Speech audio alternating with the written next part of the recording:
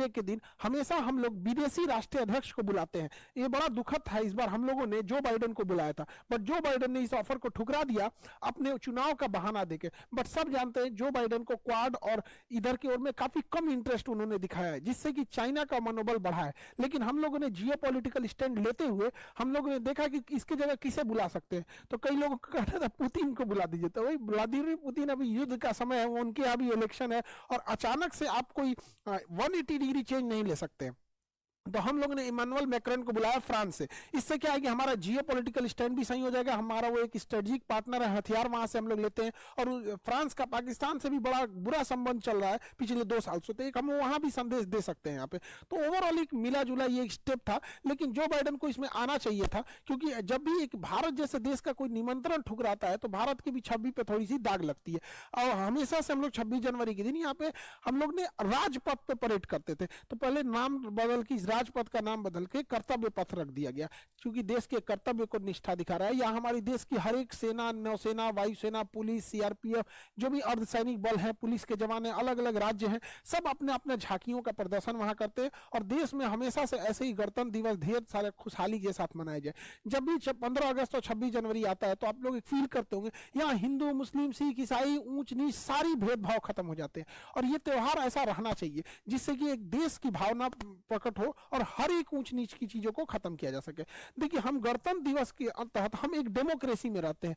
Democracy मतलब होता है ये लोकतंत्र, लेकिन लोकतंत्र में एक गड़बड़ी ये ना हो जाए कि लोकतंत्र धीरे धीरे भीड़ तंत्र न बन जाए।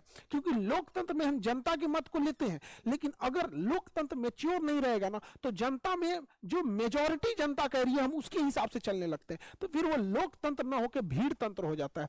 तो देश को शासन व्यवस्था को ये हमेशा सोचना चाहिए कि ऐसा ना हो कि डेमोक्रेसी मोवोक्रेसी में बदल जाए, कि जिधर मुंह है लोगों का उसी के हिसाब से चला जाए। तो संविधान जब बनाया गया था तो अंबेडकर साहब ने भी कहा था कि संविधान में संशोधन की संभावना है, इसलिए ना ही हमने इसे बहुत लचीला बनाया है और ना ही इसे बहुत कठोर बनाया।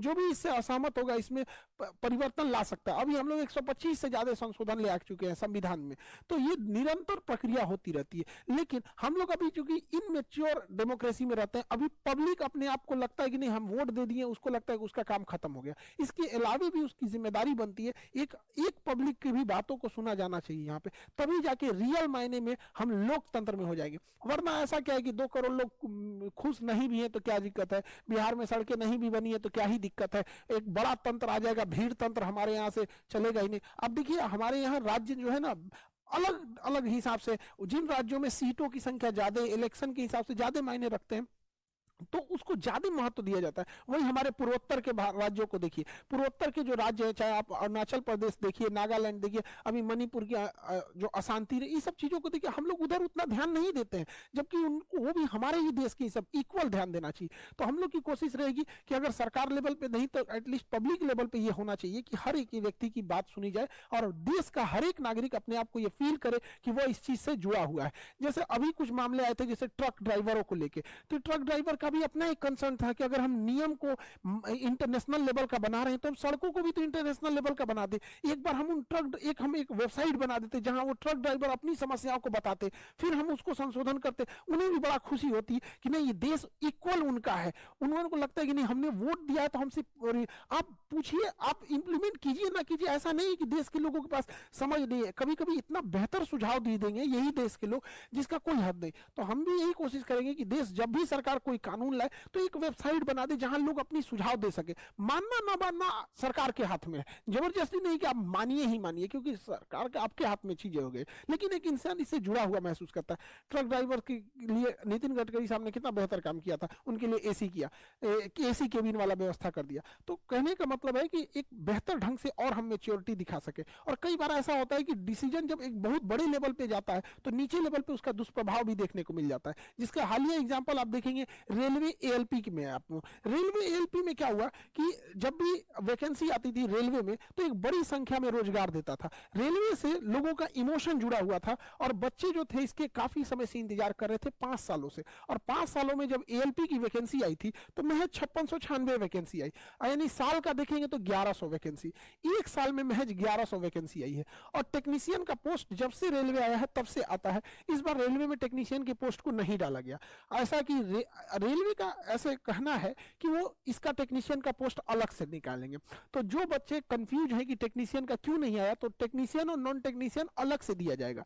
और एएलपी का जो मेन कंसर्न है कि सीट इतना कम क्यों है, तो ये है, देखिए देश में सबको लग रहा था कि एएलपी और टेक्नीशियन मिला के कम से कम 50 से 60 हजार वैकेंसी रहती, और अगर नॉन टेक्नीशियन को मिला देंगे तो जैसे पिछली बार 1 लाख से ज्यादा वैकेंसी थी, सब लोग इसी बार ऐसे ही इंतजार कर रहे थे। 2019 के बाद एक ही बार वैकेंसी आ रही है 2024 में, यानी 5 साल का डिफरेंस। अब ये बताइए, अगर कोई विद्यार्थी उस समय 25 साल का था, उसको लगा कि अगले साल वैकेंसी आएगी तो वो 26 साल का होगा, फिर अगले साल आएगी तो 27 साल का होगा, बट अचानक वैकेंसी आ रही है 5 साल के बाद, अब वो विद्यार्थी 30 साल का हो गया।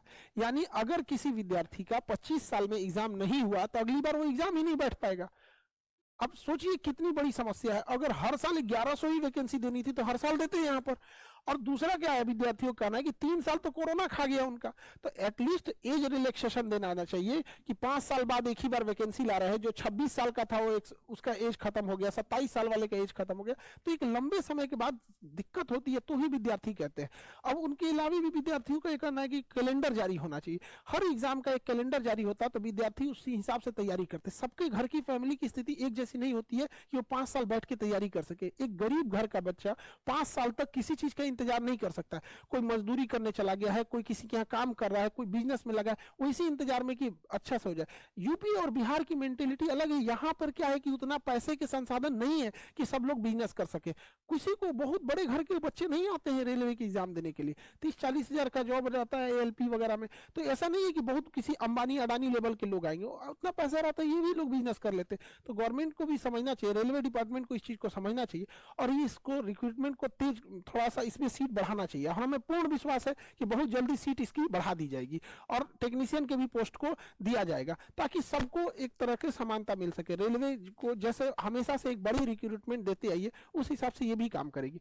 और जो विद्यार्थी लोग ये कह रहे थे कि कई विद्यार्थियों का कहना है कि फिजिकल प्रोटेस्ट, देखिए वो फिजिकल प्रोटेस्ट कोई रास्ता नहीं है, क्योंकि फिजिकल प्रोटेस्ट में आप भीड़ में जाएंगे और आप भीड़ का फायदा कोई दूसरा इंसान उठा लेगा। क्योंकि ये चुनाव का वर्ष है, तो कई बार ऐसा होगा कि आपकी भीड़ का राजनीतिकरण इस्तेमाल हो जाएगा, फिर उससे आपको कुछ नहीं मिलने वाला है। आपके भीड़ में कोई असामाजिक तत्व घुसेगा, वो उपद्रव करेगा, आप लोग इसमें पीस जाएंगे। हम लोग आपका भला ही सोचते हैं, इसीलिए हम आपको समझाते हैं कि कई बार आप लोग को उतना चीज नहीं समझ पाते कि आपकी भीड़ का कोई गलत फायदा उठा लिया तो फिर